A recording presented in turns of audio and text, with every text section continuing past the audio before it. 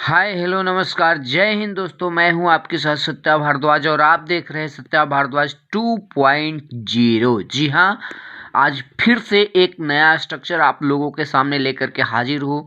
मैंने कहा था कि आप लोगों को 100 स्ट्रक्चर जो डेली लाइफ में यूज़ होते हैं उसे सिखाऊंगा। फिर जा कर के यदि हमें आप लोग ऐसे ही प्यार दुलार देते रहे तो मैं आपको 1000 मिशन पर लेकर के चलूँगा और इसके साथ साथ जो है 10,000 वर्ड मीनिंग और प्लस में फ्रेजेस इडियम्स जो डेली लाइफ में यूज़ होते हैं। तो आइए ये बहुत ही इम्पोर्टेंट स्ट्रक्चर को जानते हैं और इस स्ट्रक्चर को जानने के बाद यकीन मानिए आप एक नहीं 100 नहीं हजारों ऐसे टाइप के जो है आप वाक्यों को आसानी से बोल पाएंगे। बस इसकी प्रैक्टिस करना ज़्यादा ज़रूरी है। आप प्रैक्टिस कीजिए और लास्ट में जो क्वेश्चन देता हूँ उसे बना डालिए। आइए देखते हैं क्या है ये। देखिए बहुत सारे ऐसे वाक्य हैं जिसके लास्ट में जो है हम देखते हैं कि मजबूरी है या मजबूरी था लगा रहता है। यदि मजबूरी है इसका मतलब हम प्रेजेंट में बात कर रहे हैं, मजबूरी था मतलब हम पास्ट में बात कर रहे हैं। ऐसे कोई भी वाक्य हो सकता है। जैसे आप बोलते हैं कि किताब पढ़ना मेरी मजबूरी थी या मजबूरी है, झूठ बोलना उसकी मजबूरी है, सुबह में जल्दी उठना उसकी मजबूरी है। आप बोलते हैं कि खाना बनाना उसकी मजबूरी है, वहाँ रोज रोज जाना उसकी मजबूरी है या मजबूरी थी।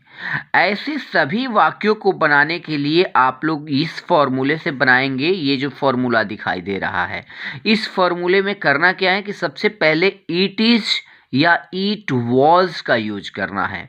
वॉज कब होगा? यदि मजबूरी था रहे तो आप वॉज का यूज कीजिएगा। यदि मजबूरी है रहे तो आप इज आर एम में से इज यूज कीजिएगा। आर एम की जरूरत नहीं है, इट इज कीजिएगा। तो अब देखिए मैंने कहा इस बात को कि भाई देर तक काम करना मेरी मजबूरी है।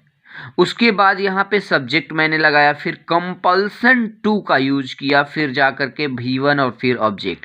तो हम क्या कहेंगे? It is my compulsion to. It is my compulsion to. ये सब्जेक्ट क्या है? Subject my. तो माई का मतलब क्या हुआ? आई का सेकेंड फॉर्म है माई।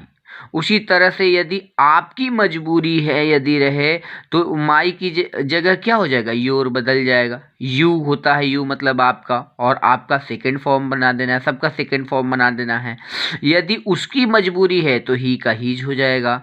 यदि उनकी मजबूरी है तो दे मतलब उनका या उन लोगों का दे से देयर बन जाएगा।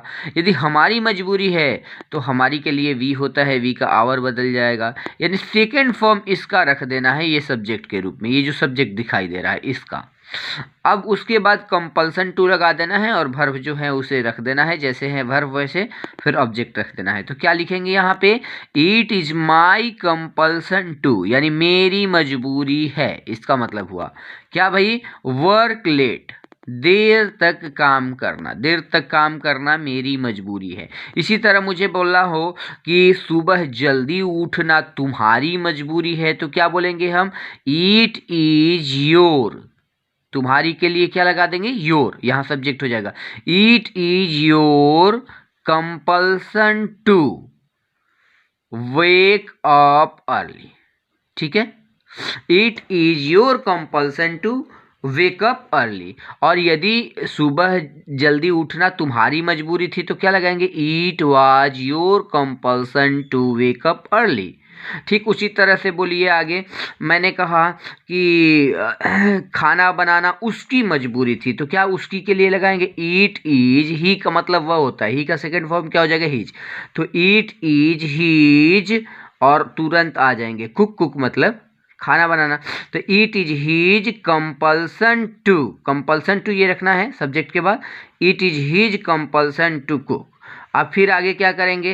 It is our compulsion to study. इसका मतलब क्या हुआ कि स्टडी करना उसकी मजबूरी है।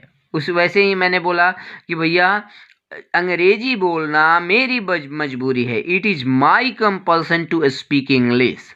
हंसना मेरी मजबूरी थी, it was my compulsion to laugh. ऐसे ही जो है V1 रख देना है। तो ऐसे करके कई सारे जो हैं आप सेंटेंस इंग्लिश में बना सकते हैं। आप हजारों सेंटेंस बनाइए और प्रैक्टिस घर पे कीजिए। और लास्ट में आज का क्वेश्चन ऑफ द डे है, जिसे आपको कमेंट में आंसर देना है कि झूठ बोलना उसकी मजबूरी थी। ध्यान में रखिएगा, इट इज की जगह आप वाज कीजिएगा यहाँ पे था थे थी के लिए, और ये बना करके कमेंट में मुझे जरूर भेजिएगा। धन्यवाद इस वीडियो को देखने के लिए। ज़्यादा से ज़्यादा शेयर, लाइक, सब्सक्राइब।